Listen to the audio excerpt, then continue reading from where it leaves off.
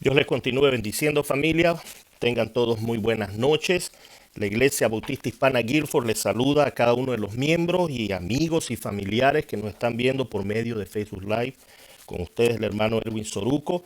Es una alegría, un gran privilegio estar nuevamente con ustedes en esta noche de jueves de estudio bíblico, una noche muy esperada por todos nosotros, donde podemos nosotros estudiar la bendita palabra del Señor. Amén. Qué manjar que Dios nos prepara cada jueves, cada domingo, cada miércoles en los hogares donde podemos estudiar su bendita y santa palabra. Así de que en esta noche vamos a tener una pequeña palabra, vamos a leer estos versículos para poder orar, palabras de nuestro Señor Jesucristo, allá en Mateo capítulo 24, y que son palabras que más que nunca, más que en otro tiempo es muy pertinente para nosotros. Mateo 24, si usted tiene su Biblia, por favor abra su Biblia, Mateo 24, y también ahí en la pantalla usted puede observar, tenemos la cita bíblica, Mateo 24, versículos del 1 al 11. Y dice la palabra del Señor a través de nuestro Señor Jesucristo. Cuando Jesús salió del templo y se iba, se acercaron sus discípulos para mostrarle los edificios del templo. Respondiendo él les dijo: ¿veis todo esto? De cierto os digo que no quedará aquí una piedra sobre piedra que no sea derribada. Entonces en el versículo 3 dice: y estando él sentado en el monte de los olivos, los discípulos se le acercaron aparte diciendo: dinos, ¿cuándo serán estas cosas? ¿Y qué señal habrá de tu venida y del fin del siglo? Respondiendo Jesús les dijo: mirad que nadie os engañe, porque vendrán muchos en mi nombre diciendo: yo soy el Cristo, y a muchos se engañarán. Y oiréis de guerras y rumores de guerra. Mirad que no os turbéis, porque es necesario que todo esto acontezca, pero aún no es el fin. Versículo 7 dice: porque se levantará nación contra nación y reino contra reino, y habrá pestes y hambres y terremotos en diferentes lugares. Y todo esto será principio de dolores. Entonces os entregarán a tribulación y os matarán y seréis aborrecidos de todas las gentes por causa de mi nombre. Muchos tropezarán entonces y se entregarán unos a otros y otros se aborrecerán. Y muchos falsos profetas se levantarán y engañarán a muchos. Y por haberse multiplicado la maldad, el amor de muchos se enfriará. Mas el que persevere hasta el fin, este será salvo. Y será predicado este evangelio del reino en todo el mundo para testimonio a todas las naciones. Y entonces vendrá el fin. Amén. Y estas son las palabras que el Señor Jesús entonces responde ante la pregunta de sus discípulos: ¿qué señales habrán de tu venida? Y hermanos, más que nunca estamos mirando que todas estas señales que el Señor Jesús dijo están ocurriendo hoy en día. Vemos los falsos profetas que se han levantado, los falsos maestros, los falsos cristos. Hay muchos falsos cristos en diferentes países del mundo. Es impresionante que la gente les crea, pero están siendo engañados. Falsos maestros, rumores de guerra. Estamos atravesando esta peste del coronavirus y tantas otras situaciones difíciles. Pero el Señor Jesús dijo que estas cosas eran necesarias que ocurran, pero todavía no es el fin. No es el fin hasta que se predique el evangelio del reino, y entonces Él aparecerá con gloria, queridos hermanos, a hacer justicia a sus escogidos y a condenar a aquellos que le rechazaron de su amor en la cruz. Así de que son tiempos difíciles los que estamos viviendo, queridos hermanos, pero animémonos, que el que lo ha dicho y prometió, así Él hará, queridos hermanos. Y Él prometió estar con nosotros todos los días hasta el fin del mundo. Así de que, aunque tengamos que atravesar estos momentos difíciles, no desmayemos, hermanos, continuemos firmes en la fe, pero para continuar firmes en la fe, queridos hermanos, es estando fundamentados en Cristo Jesús, en su palabra. No podemos con nuestras buenas intenciones. Qué bueno que usted tenga una buena intención de ser fiel. Qué bueno que usted piense en ser fiel, pero eso no le será suficiente. Necesitamos renovar nuestro entendimiento de la palabra de Dios para permanecer firmes en Él. Amén, porque nuestra fe está puesta en nuestro Señor Jesucristo y en el poder de su palabra. Así de que Qué más bendición, hermanos, que podamos tener estas promesas. Y los días jueves es para esto, hermanos. Los días jueves es para renovar nuestro entendimiento, para conocer de nuestro trino Dios, para ser bendecidos con su palabra, afirmados con su palabra, establecidos con su palabra. Y eso es lo que nosotros deseamos, queridos hermanos. Así que en esta noche acompáñenme en oración y que el Señor pueda prosperar este tiempo maravilloso que nos da. Padre que estás en los cielos, cuánto te bendecimos y te alabamos. Bendecimos tu santo nombre, Señor, porque tú eres el Dios todopoderoso, creador de cielos y tierras, Señor. Gracias te damos, Señor Jesús, por estas palabras que tú, Señor, has dado a tus discípulos y que también son para nosotros, Señor, los discípulos de este tiempo, Señor, porque estamos viendo que las cosas que tú dijiste que ocurrirían están tomando lugar, Señor. Padre, y son momentos difíciles que como creyentes muchas iglesias alrededor del mundo están siendo perseguidas, están siendo aborrecidas por causa de tu nombre, Señor, y están, Padre, atravesando tribulaciones muy grandes, Señor.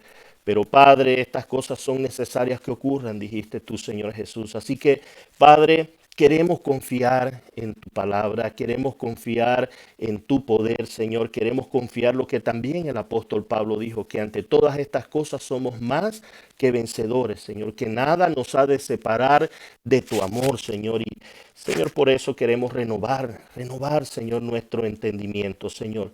Suplicamos en esta noche, Señor, tomando en cuenta esta palabra, a aquellos hermanos alrededor del mundo que están sufriendo, Padre, padecimientos, que están sufriendo, Señor, persecución, que sea tu gracia sobre ellos, Señor, que seas tú fortaleciéndoles, Señor, y Padre, que la muerte de un santo, Señor amado, sea para semilla de salvación para muchos, Señor amado. Te suplicamos que ayudes a esta iglesia perseguida alrededor del mundo y a los que estamos aquí en este lado del mundo, en el occidente, Señor, que todavía no hemos sufrido persecución. Padre, que nos ayudes a poder estar agradecidos que estamos viviendo esto, Señor, pero a continuar firmes en la fe, Señor, creciendo en la gracia y en el conocimiento de nuestro Señor Jesucristo. Así que ayúdanos, Señor, ayúdanos, anhelamos tu regreso, Señor, pero deseamos que tu evangelio sea predicado en todo el mundo, Señor. Así que mientras esto toma lugar, danos la gracia, danos la fortaleza, danos, Señor, la visión de poder continuar y no, Padre, bajar la mirada a las cosas de esta tierra, sino que nuestro enfoque sea servirte a ti hasta que tú vengas por nosotros, Señor. Padre, también por lo demás te suplicamos por este estudio que hoy comenzamos del Evangelio según Juan, que seas tú bendiciéndonos, Señor. Padre, que seas tú edificando a tu iglesia, Señor, que seas tú, Señor, fructificando esta palabra en nuestros corazones. Que tu palabra nos enseñe, nos redarguya, que tu palabra, Señor, nos instruya en toda justicia, Señor, para que todos seamos perfectos y enteramente preparados para toda buena obra. Bendice tu palabra, Espíritu Santo, ayúdanos, a tanto a mis hermanos como a mi persona, y que sea una gran bendición el Evangelio de Juan para nuestras vidas, Señor. Gracias te damos, Padre, en el nombre de Jesús, y todos decimos amén y amén. Bueno, queridos hermanos, el tiempo pasa, queridos hermanos, y ya entramos al cuarto evangelio. Amén. Que vamos a pensar que en tan poco tiempo ya hemos estudiado el evangelio de Mateo, Marcos y Lucas. Qué preciosos esos evangelios. Pero ahora nos toca el cuarto evangelio, el evangelio según Juan. Y este va a ser el estudio número 1 de 4. Así de que Dios nos dé la bendición de poder enriquecernos y saborear y disfrutar y ser animados en este bendito estudio. Amén. Como dijimos al principio del estudio del Nuevo Testamento, los evangelios están compuestos, ¿cierto?, de 4 libros: Mateo, Marcos, Lucas y Juan. 3 de estos, solo vamos a hacer un recuento breve, 3 de estos son llamados los evangelios sinópticos. Estos evangelios sinópticos son Mateo, Marcos y Lucas. Y se les llama sinóptico porque tienen una misma perspectiva en su narración, tienen un mismo enfoque, aunque cada uno desde su propia forma de expresarlo, ¿cierto?, en su individualidad, pero tienen la misma narración histórica y hablan de los mismos asuntos. Entonces se nos da Los historiadores nos dicen que Marcos fue el primer evangelio escrito y que tanto algunos estudiosos dicen que Mateo y Lucas pues tomaron del evangelio de Marcos como un fundamento para escribir ellos sus evangelios inspirados por el Espíritu Santo. Entonces, estos tres evangelios se llaman así sinópticos porque son perspectivas similares que van hablando del Señor. Muy diferente al evangelio de Juan. El evangelio de Juan, como sabemos, apareció posteriormente. Juan escribe este evangelio y ya lo vamos a ver cuando hablemos de la fecha, pero muy posterior. Recuerde que el orden como están, en el orden canónico como está en el Nuevo Testamento, no es el orden de fecha. Es diferente, amén. Así que no creamos porque está Mateo, Marcos, Lucas y Juan que ese fue el orden escrito. Juan se escribió mucho después y ya vamos a verlo en un momento. Pero su enfoque de Juan es suplementar algunas cosas que no están en los evangelios de Mateo, Marcos y Lucas. Entonces, el evangelio según Juan, queridos hermanos, el 90, casi el 90%, podemos decir entre 80 y 90% es único.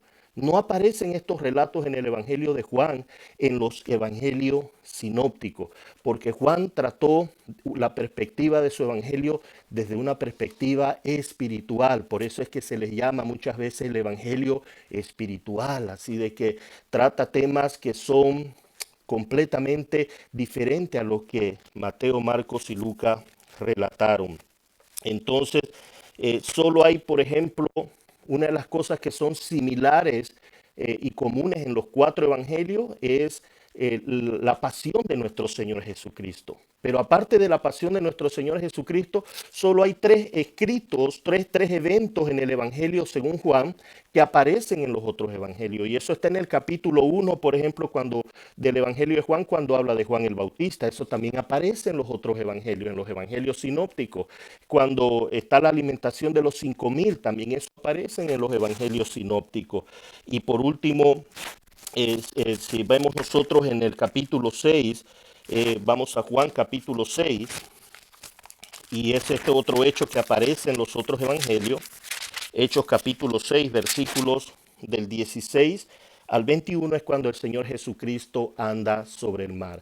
Entonces, solo estos cuatro relatos aparecen en los otros evangelios. Y después de eso, el evangelio según Juan es completamente único, rico y maravilloso. Amén.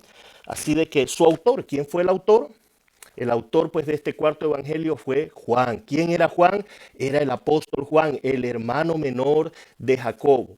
¿Se recuerdan estos dos, Jacobo y Juan, hijos de Zebedeo? Amén, ellos eran pescadores allá en el mar de Galilea. Y entonces ahí donde ellos residían y el nombre de su papá era Zebedeo y el de su mamá Salomé.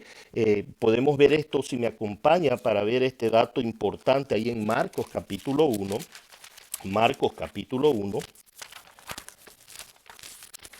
Y vamos a comprobar que este Juan y Zebedeo, perdón, Juan y Jacobo, hijos de Zebedeo, el llamado que el Señor les hace a ellos. Marcos capítulo 1, versículos 19 y 20. Dice de la siguiente manera: pasando de allí un poco más adelante, vio a Jacobo, hijo de Zebedeo, y a Juan su hermano, también ellos en la barca que remendaban las redes. Y luego los llamó y dejando a su padre Zebedeo en la barca con los jornaleros, le siguieron. Entonces, aquí Marcos nos relata cuando Juan y Jacobo son llamados a ser discípulos del Señor Jesucristo. Y la madre de estos era Salomea. Ya si usted me acompaña a Mateo capítulo 20. Mateo capítulo 20 y vamos a leer el versículo 20. Mateo capítulo 20 y versículo 20 dice: entonces se le acercó la madre de los hijos de Zebedeo con sus hijos, postrándose ante él y pidiéndole algo. Él le dijo: ¿qué quieres? Ella le dijo: ordena que que en tu reino se sienten estos dos hijos míos, el uno a tu derecha y el otro a tu izquierda. Entonces esta mamá, o sea, era una mamá muy influyente al parecer, ¿cierto? Muy influyente. Ella quería que interceder por sus hijos estos. Y ya vamos a ver más adelante cómo eran estos hermanos, Juan y Jacobo. Si usted ve que el Señor Jesús, quien conoce el corazón de nosotros, les apellidó, dice alguna traducción, pero les puso de apodo los Boanerges, que significa los hijos del trueno. Así les llamó el Señor Jesús. Y le llamó los hijos del trueno porque eran impetuosos, de un carácter explosivo, y no importaba si hacían daño, pero ellos lo que querían decir decían, y lo que querían hacer lo hacían. Entonces eran como un trueno, hermanos, desenfrenados y letales. Y mire lo que dice ahí en Marcos. Volvamos al Evangelio de Marcos capítulo 3, versículo 17. Marcos capítulo 3, versículo 17. Y dice la palabra del Señor. Del 16 leamos: a Simón, a quien puso por nombre Pedro, y a Jacobo, hijo de Zebedeo, y a Juan su hermano, hermano de Jacobo, a quienes apellidó Boanerges, esto es, hijos del trueno. Así les llamó el Señor, hijos del trueno, porque una vez entraron a un lugar y el Señor Jesús y los discípulos no fueron bien recibidos. Y entonces Juan y Jacobo le dicen al Señor Jesús, ¿quieres que oremos para que caiga fuego del cielo, así como Elías oró a Dios y cayó fuego y consumió el sacrificio? O sea, hermanos, imagínense, ellos querían destruir un pueblecito, un pueblo entero, por el hecho de que no habían sido recibidos. Entonces a ellos no les importaba las almas de las personas en ese momento. Por eso Jesús les decía, Boanerges, hijos del trueno, compulsivos, prepotentes. Y no les importaba el prójimo. Y el Señor Jesús les dice, ustedes no saben de qué espíritu son, porque el Hijo del Hombre no ha venido a condenar, sino a dar vida. Y esto es importante, que nosotros podamos ver que hay esperanza, porque este hijo del trueno, como el Señor Jesús lo llamó, es el escritor de este evangelio tan precioso, y que muchos estudiosos de la Biblia lo han llamado el apóstol del amor, porque si usted lee, cierto, las epístolas de Juan, primera, segunda y tercera de Juan, habla del amor constantemente. Aún en este evangelio habla del amor.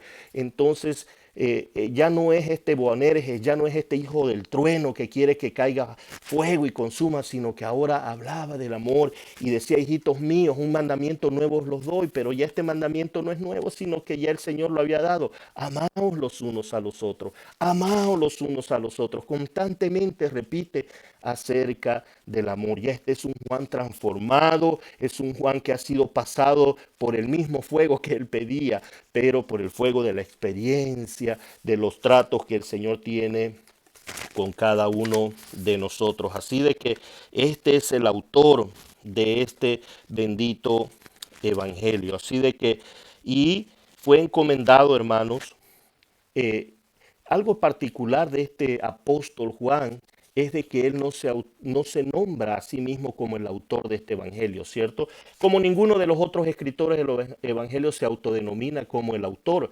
pero él aquí se llama el discípulo amado. Es un título muy precioso, el discípulo al quien el Señor Jesús amó. Qué humildad de este hombre, hermanos. No estaba exaltándose que él era el preferido. Lo que él estaba queriendo decir, cómo Jesús pudo amar a un hombre como yo, y se le permitió recostarse en el pecho de Jesús, hermano, un acto que era bien conocido como el seno de Abraham. O sea, ese era un acto de mucho cariño, de mucho amor, de mucha comunión. Así de que este es el discípulo amado, al que Jesús amaba. Mire lo que dice ahí en Juan. Vayamos a leer un poco acerca de esta situación. Juan capítulo 13. Juan capítulo 13. Mire lo que dice. Permítame llegar ahí. Juan capítulo 13, versículo 23. Dice la palabra del Señor. Y uno de sus discípulos, al cual Jesús amaba, estaba recostado al lado de Jesús. A este pues hizo señas Simón Pedro para que preguntase quién era aquel de quien hablaba. Cierto, recuerdan que el Señor Jesús tenía sus 12 discípulos, pero de entre esos 12 habían tres donde el Señor tenía mayor cercanía, y ese era Pedro, Jacobo y Juan. pero de entre esos tres, su discípulo amado era Juan.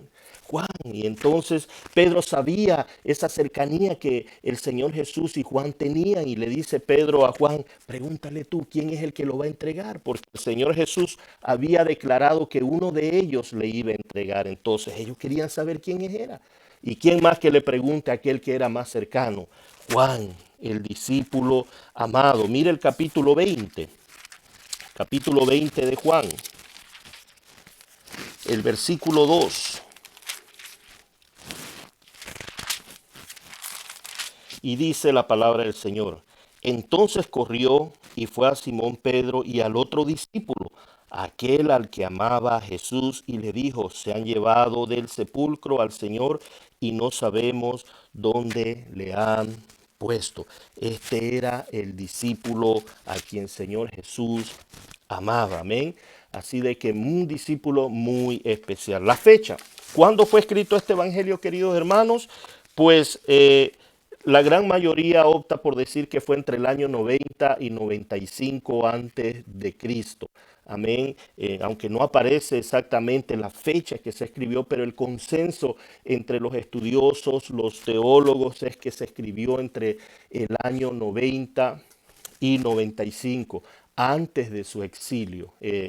Creen que se escribió este Evangelio de Juan y que luego él escribe las epístolas y termina con la revelación gloriosa del Evangelio. Porque el Evangelio tiene su máxima revelación al ver lo que se cumple en el libro de Apocalipsis, la venida del Señor, el establecimiento del reino. Qué bendición esa revelación que el Señor le da al apóstol Juan. Así de que esa es la fecha 90-95 antes de su exilio, antes de Cristo, que se escribió este evangelio, a comparación de los otros evangelios, aproximadamente 30-40 años después. Vemos los destinatarios. Amén.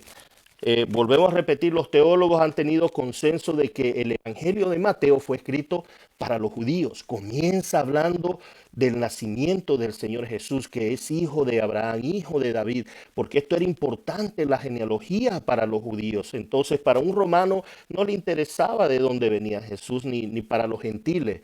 Vemos que Marcos se dice que fue escrito para una cultura romana y por eso era un evangelio bien directo, bien concreto al asunto, bien emotivo. Inmediatamente hizo esto, inmediatamente hizo aquello.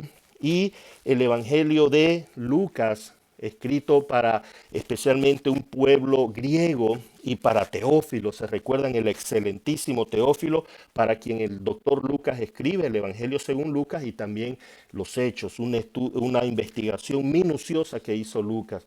Pero los destinatarios para este Evangelio de Juan sus destinatarios es el mundo entero. No va exclusivamente para un grupo, aunque va primariamente para los judíos, porque habla de tantas cosas que para los judíos era en un lenguaje normal, pero es inclusivo para judíos y gentiles. Por eso tenemos el famoso versículo de Juan, ¿cierto? Que todos nos los conocemos de memoria. Juan 3:16, de tal manera amó Dios al mundo, porque recordemos algo, queridos hermanos, que Juan en este evangelio, él se vio necesitado en escribir este evangelio porque los judíos siempre estaban enfatizando que la salvación era solo para ellos, porque ellos eran el pueblo de Dios y entonces la salvación no era para nadie más. Pero nosotros entendemos, hermanos, que la salvación era para todas las naciones. Esa fue la promesa hecha a Abraham. En ti serán benditas todas las naciones de la tierra. Por supuesto que Israel era el pueblo escogido y de ahí vendría el Mesías. Eso nadie lo duda ni nunca lo pondremos de duda. De ahí viene el Mesías. Pero era para que Israel sea de bendición a todas las naciones. La salvación es para todas las naciones y es por eso que algunos llaman este evangelio el evangelio universal. No va dirigido específicamente a un grupo, sino para toda persona de toda lengua, tribu y nación. Y ese es este evangelio maravilloso. El propósito del libro. No en todos los escritos de los 66 libros de la Biblia, no en todos podemos tener el privilegio de conocer el propósito de ese escrito específico. Amén. Y el evangelista Juan, el apóstol Juan, nos da el propósito. Si usted me acompaña ahí a Juan, perdón, capítulo 20, versículo 31, nos dice estas cosas. Juan capítulo 20, usted puede verlo en su pantalla también o vaya a su Biblia y dice el versículo 31. Pero estas cosas se han escrito para que creáis que Jesús es el Cristo, el Hijo de Dios, y para que creyendo tengáis vida en su nombre.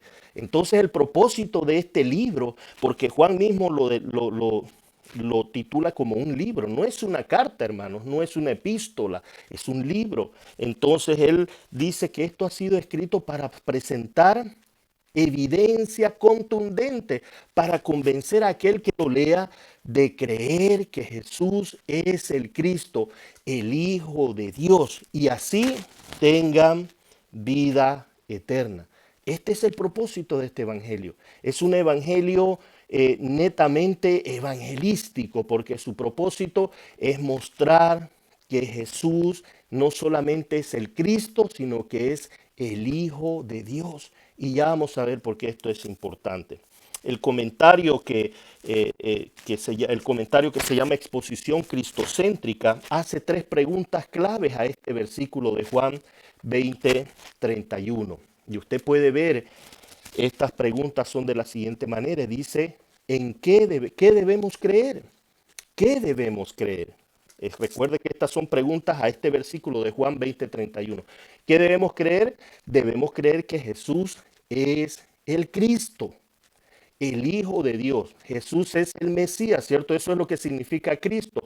Cristo, ¿cierto? Y Mesías es lo mismo en diferentes idiomas. Este es el Cristo que se prometió en Génesis 3:15, lo que muchos denominan el protoevangelio. Leamos rápidamente para refrescar y renovar Génesis 3:15, donde está teniendo Dios esta plática con Satanás, y dice en Génesis 3:15, y pondré, Dios le está hablando a la serpiente, a Satanás, y le dice, y pondré enemistad entre ti y la mujer. Y preste atención, dice, y entre tu simiente y la simiente suya. Esta te herirá en la cabeza y tú le herirás en el calcañar. Aquí es donde se promete la simiente de la mujer. No dice las simientes, sino de uno, dice el apóstol Pablo allá explicándolo con mayor detalle, sino de uno, hablando de una simiente, y esta es Cristo, dice, esta simiente es Jesucristo. Entonces aquí ya es prometido. En Génesis 3:15, después de que Adán y Eva pecan, Dios ya comienza a mostrar la promesa del Evangelio de la gracia, queridos hermanos. Desde el inicio de esta situación del pecado, promete que Cristo un día vendría el ungido, el enviado, el Hijo de Dios, el Cordero de Dios que quita el pecado del mundo. Entonces, esto es la pregunta que hace este comentario cristocéntrico. ¿Qué debemos creer? Que Jesús es el enviado. ¿Qué nos dice el Salmo 2? Mire lo que nos dice el Salmo 2 acerca del enviado. Y por supuesto, estamos, hermanos, nosotros ya creyendo que usted entiende lo que dijo el Señor Jesús allá en Lucas 24:44, ¿cierto? Que la ley de Moisés, los salmos y los profetas de él hablan. Entonces, Salmo 2, el versículo, vamos a leer desde el versículo 6 al 8. Salmo 2, versículos del 6 al 8. Y esto es lo que dice Dios. Pero yo he puesto mi rey sobre Sión, mi santo monte. Yo publicaré el decreto. Jehová me ha dicho, mi hijo eres tú. Yo te engendré hoy. Pídeme y te daré por herencia las naciones y como posesión tuya los confines de la tierra. Amén. Y este es hablando de nuestro bendito Señor Jesucristo. Y las naciones les han sido dadas. Hermanos, la iglesia es un regalo de Dios al Señor Jesucristo. Nosotros fuimos dados y por eso el Señor Jesús decía, todo lo que el Padre me ha dado vendrá a mí. Y eso vamos a verlo en los próximos estudios. Y uno de los versículos que estuvimos leyendo algunos domingos atrás, ahí en Isaías capítulo 53 también. Isaías 53. Acompáñeme en su Biblia a Isaías 53, porque esto es lo que debemos creer que Jesús es el Cristo. Pero aquí Isaías profetiza a través de esto y dice esta pregunta: ¿quién ha creído a nuestro anuncio y sobre quién se ha manifestado el brazo de Jehová? Y mire cómo comienza a hablar del siervo sufriente, del Cristo que un día vendrá a morir por nuestros pecados. El versículo 2 dice: subirá cual renuevo delante de él y como raíz de tierra seca. No hay parecer en él ni hermosura. Le veremos más sin atractivo para que le deseemos. Despreciado y desechado entre los hombres, varón de dolores, experimentado en quebranto, y como que escondimos de él el rostro, fue menospreciado y no lo estimamos. Ciertamente él llevó nuestras enfermedades y sufrió nuestros dolores, y nosotros le tuvimos por azotado, por herido de Dios y abatido. Mas él herido fue por nuestras rebeliones, molido por nuestros pecados, el castigo de nuestra paz fue sobre él, y por sus llagas fuimos nosotros curados. Entonces, aquí Isaías profetiza del Cristo. Y esto es entonces lo que nosotros debemos hacernos esta pregunta. ¿Qué debemos creer? Y esto es importante porque esto, y ya lo vamos a ver en la segunda pregunta, ¿qué significa creer? Pero esto es lo que el evangelista Juan dice: para estas cosas se han escrito para que creáis que Jesús es el Cristo, el Hijo de Dios. Hermanos, ¿por qué es importante esto? Porque allá afuera, hermanos, ahora mismo hay sectas que se denominan cristianas, pero que no creen que Jesús es el Cristo. No creen que Jesús es el Hijo de Dios. Creen que es otra creación más. Y ya vamos a ver cuando comencemos a estudiar el Evangelio de Juan en el capítulo 1. Jesucristo no es una creación. Él es el autoexistente, el coexistente, el eterno. Él es Dios.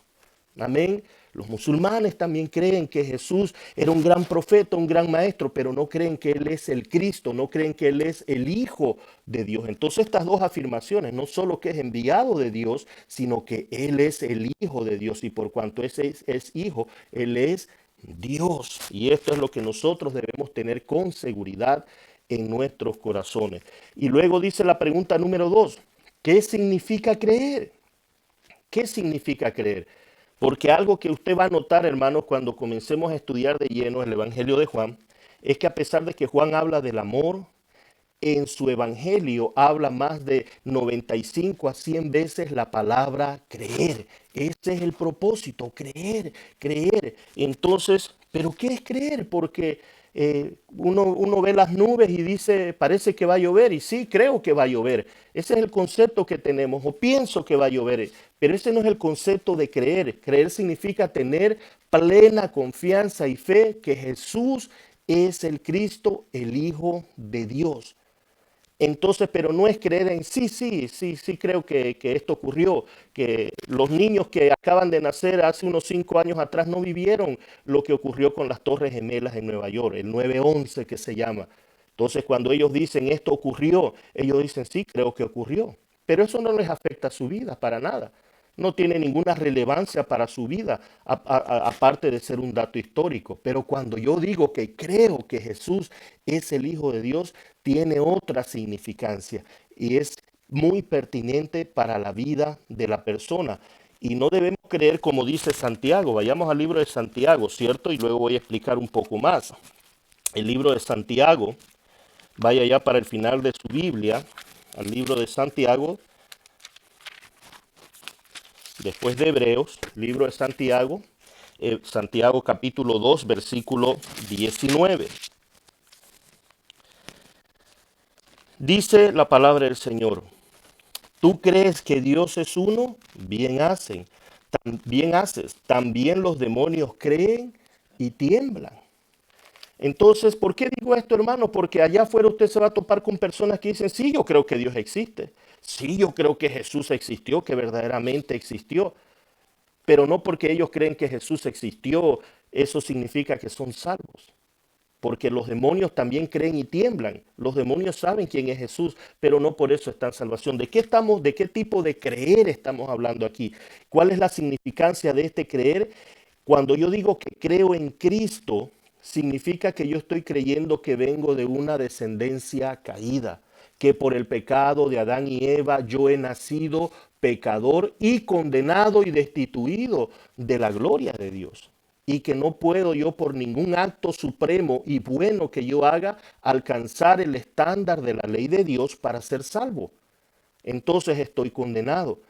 Pero también creo que Jesús se encarnó, se hizo humano para tomar mi lugar en la cruz, que era el lugar del sacrificio de condenación por mi pecado, que yo merecía estar ahí y Jesús tomó mi lugar. Y por cuanto Él ha tomado mi lugar y yo creo en ese sacrificio, entonces Él me ha justificado delante de Dios. Y entonces ahora ya vivo para Él. Dejo mi vida antigua y ahora me dedico a vivir para Él, a amarle a Él, a servirle a Él. Eso es lo que significa creer, hermano. No es simplemente sí, creo que Jesús existió y murió en una cruz, porque mucha gente repite así, pero no les afecta como su vida. Solamente dicen, lo están afirmando como un acto histórico. Sí, creo que ocurrió, pero no les afecta su vida. Continúan en la vida de pecado. Ellos no se ven como pecadores, ellos se ven como buenas personas. Ellos creen que no son tan malos como Hitler o como Saddam Hussein, y entonces que no necesitan de una salvación. Que Dios es suficientemente bueno y que ellos son suficientemente buenos también, y Dios no los va a condenar. Ese no es lo que el apóstol Juan quiere expresar aquí, para que creamos que Jesús es el enviado, el ungido, el Cordero de Dios que quita el pecado del mundo y el Hijo de Dios. Porque otro hombre como nosotros no podía morir, tenía que venir alguien que era santo sin pecado. Y así fue que Jesús fue encarnado y murió por nosotros. Entonces eso significa creer. Y la tercera pregunta que este comentario de exposición cristocéntrico hace es, ¿por qué necesitamos creer? ¿Por qué necesitamos creer? Ya vimos primero qué debemos creer, que Jesús es el Cristo, el Hijo de Dios. ¿Qué significa creer? Que he puesto toda mi confianza en que Él es mi sustituto, que Él tomó mi castigo para que yo pueda tener reconciliación con Dios. ¿Y por qué yo necesito creer? ¿Por qué usted necesita creer?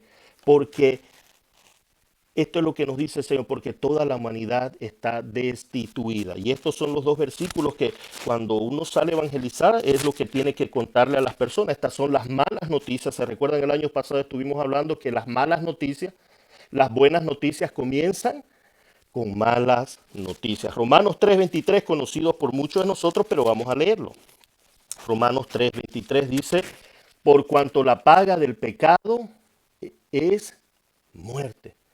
Perdón, pero no dice así. No es Romanos 3:23. Por cuanto todos pecaron, están destituidos. Estaba leyendo Romanos 6:23. Por cuanto todos pecaron, están destituidos de la gloria de Dios. Hemos nacido destituidos de la gloria de Dios por causa del pecado. Y Efesios 2:1, si me acompaña ahí rápidamente, Efesios 2:1 nos dice lo siguiente. Y Él, hablando de Jesús, os dio vida a vosotros cuando estabas muertos en vuestros delitos y pecados. Entonces, hermano, la condición del hombre es de ser, está destituido de la gloria de Dios, está muerto en delitos y pecados, y es por eso que necesitamos creer. Es una necesidad en el hombre creer en Él, y para eso el apóstol Juan ha escrito este bendito evangelio. Amén.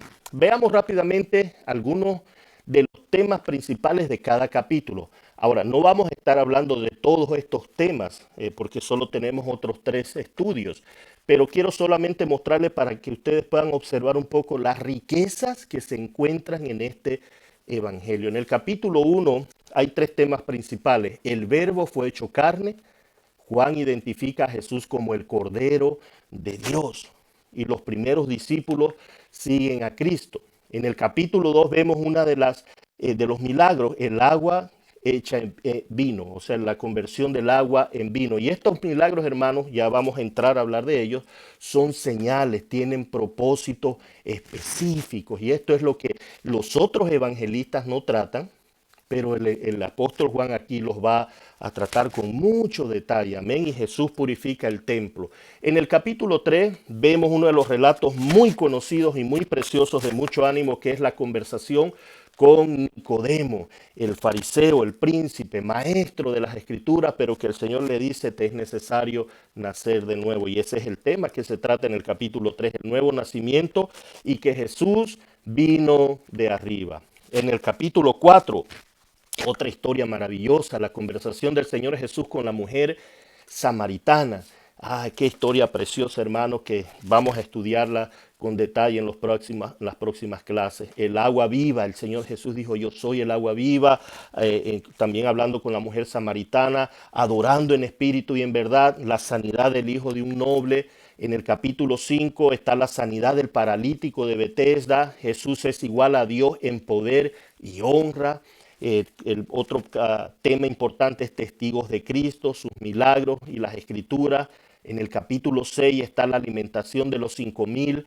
Jesús anda sobre el mar y Jesús es el pan de vida. Este capítulo 6 también muy rico, muy bendecido, hermano. El capítulo 7 habla a los hermanos incrédulos de Jesús, porque recordemos, queridos hermanos, que Jesús tuvo hermanos y hermanas. Las escrituras nos dicen que por un momento aún la madre y los hermanos de Jesús tuvieron una etapa que como que de incredulidad, porque él estaba enseñando y ellos estaban afuera, y eso lo vamos a ver después. Otro punto importante es Jesús en la fiesta de los tabernáculos y ríos de agua viva. El capítulo 8 habla de la mujer adúltera, la luz del mundo, la verdad os hará libre, los hijos del diablo. Jesús existe antes de Abraham. El capítulo 9 habla de la sanidad del ciego de nacimiento. Qué historia preciosa del poder de Dios, hermanos, para que nosotros podamos tener confianza que la salvación es de Jehová, como dijo allá en este libro que vimos de Jonás, la ceguera espiritual de los fariseos. Este otro tema importantísimo, hermano, porque si nosotros ahora vemos, como dice aquel himno sacrosanto, ¿cierto? Yo estaba ciego, mas ahora veo. Pero no fue porque por mi propia capacidad. El Señor nos dio la oportunidad de poder ver el reino de los cielos. Amén. Fue un acto soberano del capítulo 10. Otro tema importantísimo, uno de sus discursos importantes. Jesús es el buen pastor. Luego vemos que Jesús pone su vida y la vuelve a tomar, y Jesús y el Padre son uno. Ay, hermano, estas declaraciones sí que le acarrearon grandes dificultades, odio de parte de los religiosos, porque decían, tú te estás haciendo uno con Dios, y eso era blasfemo para ellos. Pero es que el Señor Jesús no se estaba inventando nada. Él es uno con Dios, porque Él es Dios, queridos hermanos. Bendito su nombre. Amén. Capítulo 11. La muerte y resurrección de Lázaro. Amén. Donde él dice, yo soy la resurrección y la vida. Amén. Y esto también nos anima, hermanos, de que ¿no creen ustedes, hermanos, que después de haber realizado la resurrección de Lázaro era para que todo el mundo creyera? Para que todo el mundo quedara postrado y decir, Señor, tú eres el Dios, el Salvador. Pero no fue así, hermano. No fue así. ¿Sabe qué ocurrió después de este incidente cuando Jesús resucita a Lázaro? ¿Sabe qué tomó lugar? Los fariseos y los religiosos querían matar a Jesús, pero no solo a Jesús, querían matar a Lázaro porque era un testimonio verdadero del poder de Dios. Qué dureza de corazón, amén, hermano. Por eso es que muchas personas, hablando de hermanos preciosos y que amamos al Señor, pero hay muchos hermanos que tienen mucho anhelo de ver milagros y señales, porque dicen es que si vemos los milagros y señales van a creer. No, no es cierto, hermanos. Ustedes recuerdan el pueblo de Israel, hermano, vio 10 milagrazos de Dios ahí en Egipto, donde fueron en contra del pueblo de Egipto y a ellos no les pasó nada. ¿No creen ustedes que eran más que suficiente para creer? Y luego se topan con tremendo milagro donde Dios les abre el mar rojo y ellos cruzan en seco. ¿No era suficiente para decir, Señor, tú eres Dios y te vamos a creer y amar para siempre?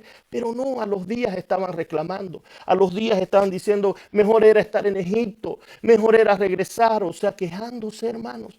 Los milagros y señales, hermanos, tuvieron su momento, pero no crean ustedes que eso es lo que nos hace creer.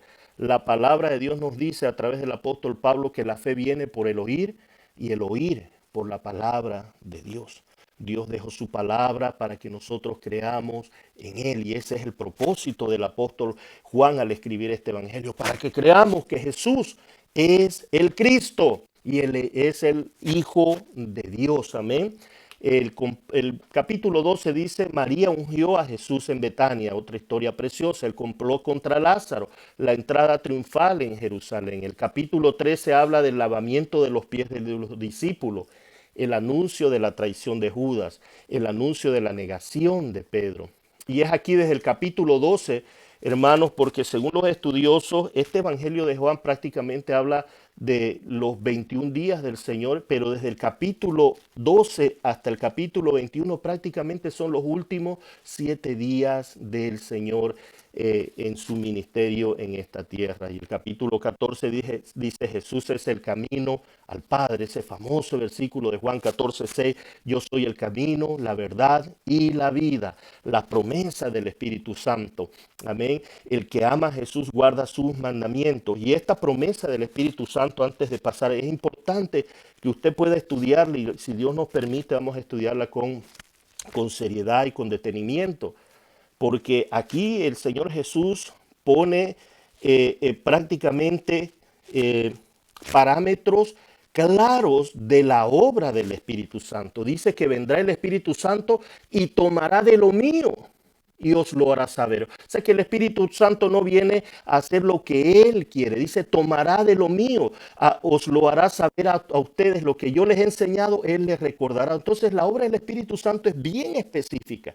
Entonces no podemos nosotros decir es que el Espíritu Santo trae nuevas cosas. No, el Señor Jesús dijo, Él vendrá y tomará de lo mío. Me glorificará porque me tomará de lo mío y todo lo que yo os he enseñado, Él os recordará. Esa es la obra maravillosa del Espíritu Santo. Amén. El capítulo 15, la vid verdadera, otra maravillosa enseñanza. Los amigos de Jesús, el mandamiento del amor fraternal. El capítulo 16, la obra del Espíritu Santo, la tristeza y el gozo de los discípulos y el mundo que ha sido vencido. Capítulo 17 habla de que Jesús pide ser glorificado por el Padre, Jesús pide que los discípulos sean guardados, Jesús pide que los discípulos sean uno. Y esto es importante aquí entender, porque esto vamos a estudiar un poco acerca de cuando veamos las doctrinas de la gracia en el Evangelio de Juan. Porque muchos dicen, no, Juan 3:16 dice que Dios amó a todo el mundo, que Él murió por todo el mundo. Pero luego vemos esta oración en el capítulo 17 donde el Señor Jesús dice, no te pido por el mundo, sino por estos. Y no solo por estos, hablando de sus discípulos, sino por los que han de creer en el testimonio de estos. Entonces, cuando Juan en su evangelio y tanto en sus epístolas dice todo el mundo, está hablando de que era en contra de los judíos que creían que la salvación era exclusivamente para el pueblo judío. Y Juan dice, no, Dios tiene pueblo de cada tribu, lengua y nación. El capítulo 18 habla del arresto de Jesús, la interrogación de Jesús. Pedro niega a Jesús y Jesús es interrogado por Pilato. El capítulo 19, Pilato intenta soltar a Jesús, la crucifixión, el costado de Jesús abierto y Jesús es sepultado. Y el capítulo 20 de su resurrección, la aparición a María Magdalena, la aparición a los discípulos reunidos y Tomás es convencido de que Él es el Dios, amén. Y el capítulo 21 cierra con broche de oro cuando Jesús se le aparece en la playa del mar de Tiberia y la conversación de Jesús con Pedro, donde le dice, ¿me amas? Así de que estos son los temas principales de este evangelio, pero no vamos a estar estudiando exhaustivamente cada uno de estos. Amén. ¿Qué vamos a estar estudiando comenzando desde el próximo jueves, si Dios nos da vida? Estos 5 temas principales. El primero, la deidad de Jesús. El segundo, los yo soy de Jesús. Los milagros de Jesús, los discursos de Jesús y vamos a culminar con las doctrinas de la gracia en el evangelio de Juan. Amén. Estos 5 puntos vamos a estar estudiando y vamos a ver ser enriquecidos con estos temas principales que el apóstol Juan trae. Hoy, en estos minutos que nos quedan, vamos a hablar entonces del punto número 1, la deidad de Jesús. Se recuerdan que en el mes de diciembre, queridos hermanos, en conmemoración de la Navidad, estuvimos estudiando de que Jesús es Dios sobre todas las cosas, ¿cierto? Basado en el prólogo del Evangelio de Juan, desde el 1, capítulo 1, versículos del 1 al 18.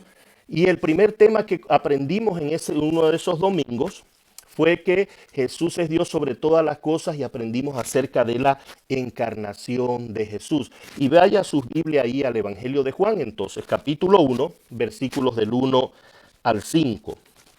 Y dice, en el principio era el verbo, y el verbo era con Dios, y el verbo era Dios. Este era en el principio con Dios. Todas las cosas por él fueron hechas, y sin él nada de lo que ha sido hecho fue hecho. En él estaba la vida, y la vida era la luz de los hombres. La luz en las tinieblas resplandece, y las tinieblas no prevalecieron contra ella.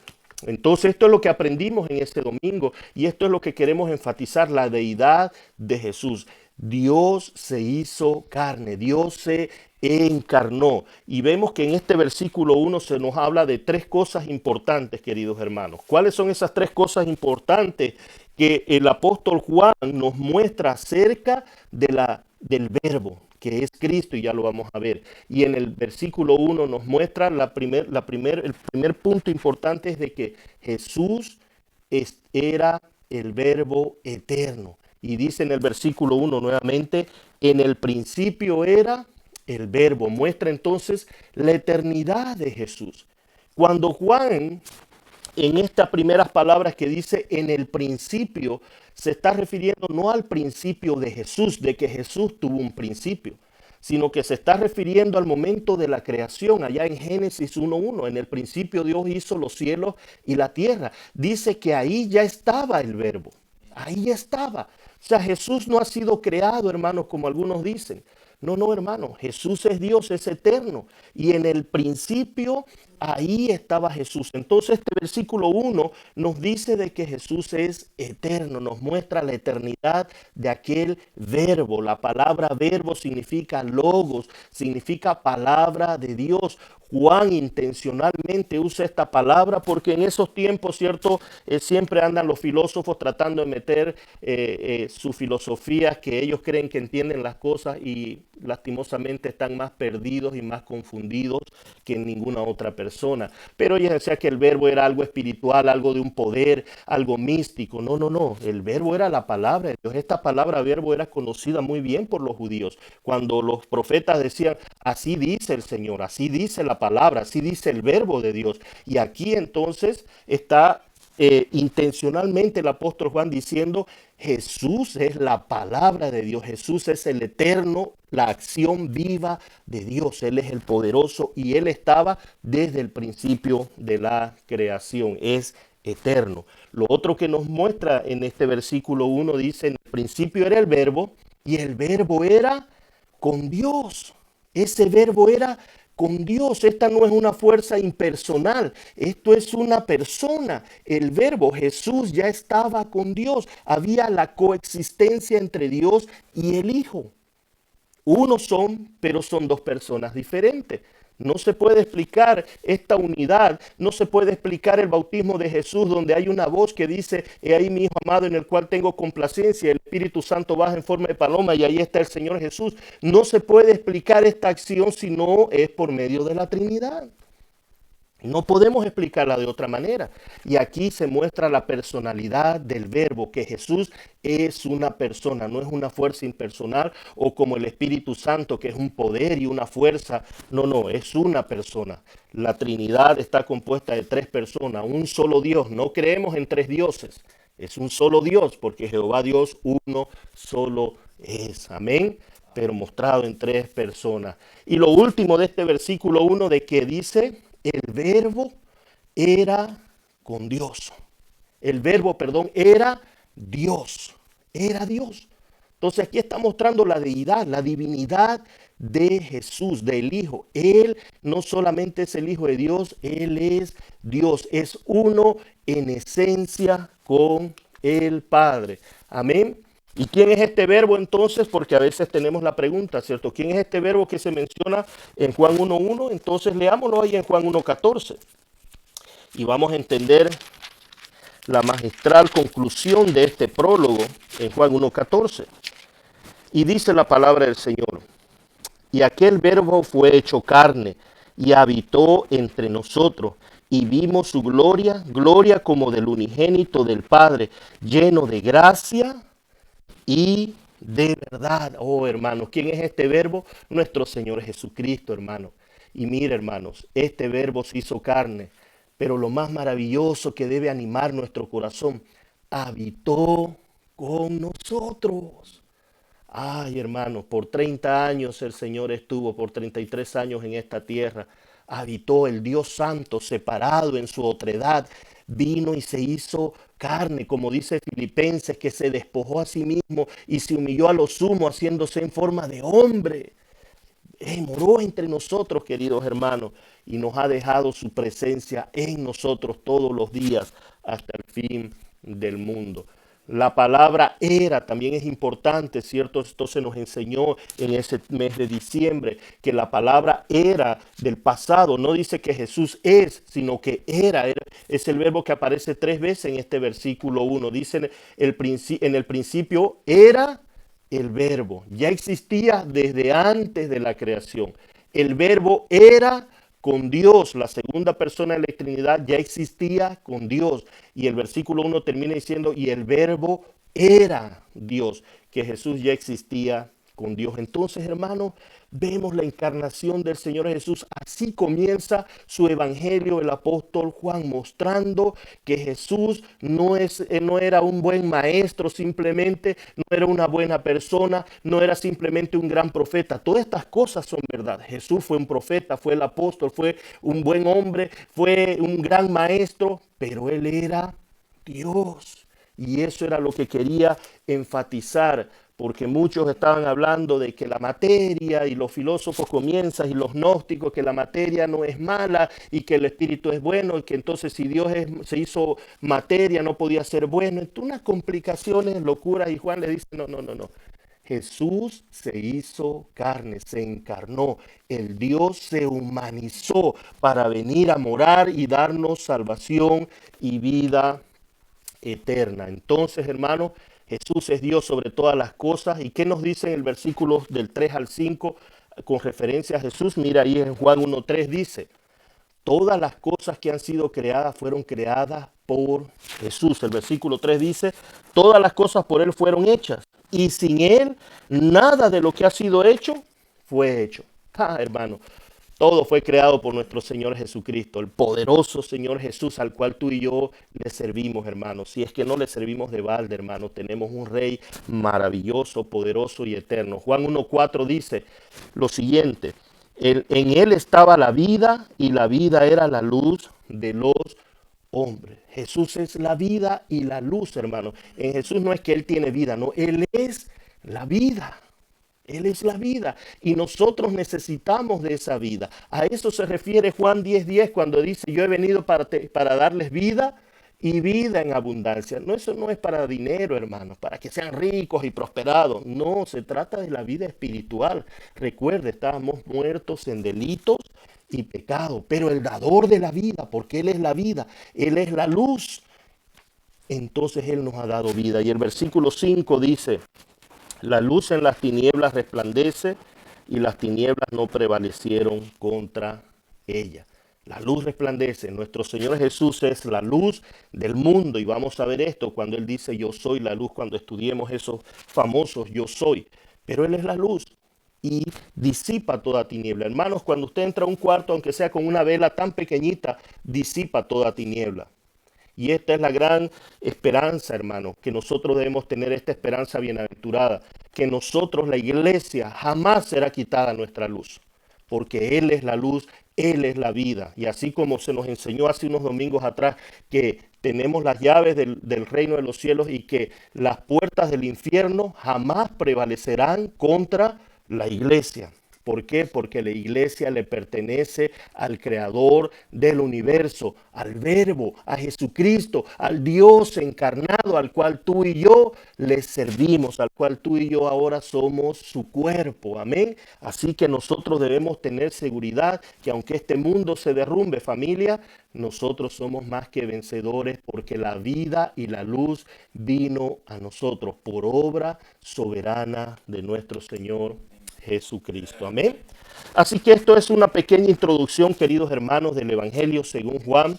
Del próximo jueves, si Dios lo permite, querida familia, estaremos estudiando entonces los famosos yo soy, y vamos a ver qué significa yo soy la luz, yo soy el buen pastor. Vamos a ver todas estas historias relacionadas a quién se las dijo y cuál es el mensaje espiritual que el apóstol Juan quiso impregnar en aquellos discípulos y que ahora para nosotros son más que nunca pertinentes para la vida cristiana. Amén. Así que si Dios lo permite, el próximo jueves comenzaremos con esto. Así que lea usted el Evangelio de Juan, 21 capítulos, hasta el próximo jueves, y así entonces podamos ser bendecidos. Amén. Permítame despedirlo con una oración, queridos hermanos. Padre que estás en los cielos, cuánto te alabamos y bendecimos, Señor, por tu divina y santa palabra. Tu palabra que es lumbrera a nuestro camino, lámpara a nuestros pies. Tu palabra que es más dulce que la miel, Señor. Tu palabra que es viva y eficaz, Señor amado. Gracias por tu bendita palabra, porque con ella, Señor, podemos caminar, Padre, agradándote, Señor. Padre, queremos agradecerte por este evangelio inspirado que le diste a Juan, Señor, al apóstol Juan. Gracias, Señor, porque nos muestra la grandeza de nuestro bendito Señor Jesucristo, que Él es el Mesías, Él es el Cristo, el Hijo de Dios, el esperado, el amado, el anhelado por las naciones. Así que, Señor, gracias te damos por esta oportunidad y queremos pedirte, Señor, que nos des la bendición, la gracia de poder continuar el próximo jueves, si así tú lo deseas, Señor. Podamos estar aquí, mi persona, mis hermanos, Señor, estudiando este precioso evangelio, Señor. Danos, Señor, la sabiduría necesaria y danos, Señor, la gracia para continuar, Padre. Te agradecemos por este tiempo. Bendice a mis hermanos, Señor. Bendice a cada uno de su familia, sus esposas, sus hijos, Señor amado. Y los que están, Señor amado, pasando momentos difíciles, sea tu gracia, tu fortaleza sobre cada uno de ellos, Padre. Gracias te damos, Señor, en el nombre de Jesús. Amén y amén. El Señor les bendiga, familia. Pasen buenas noches.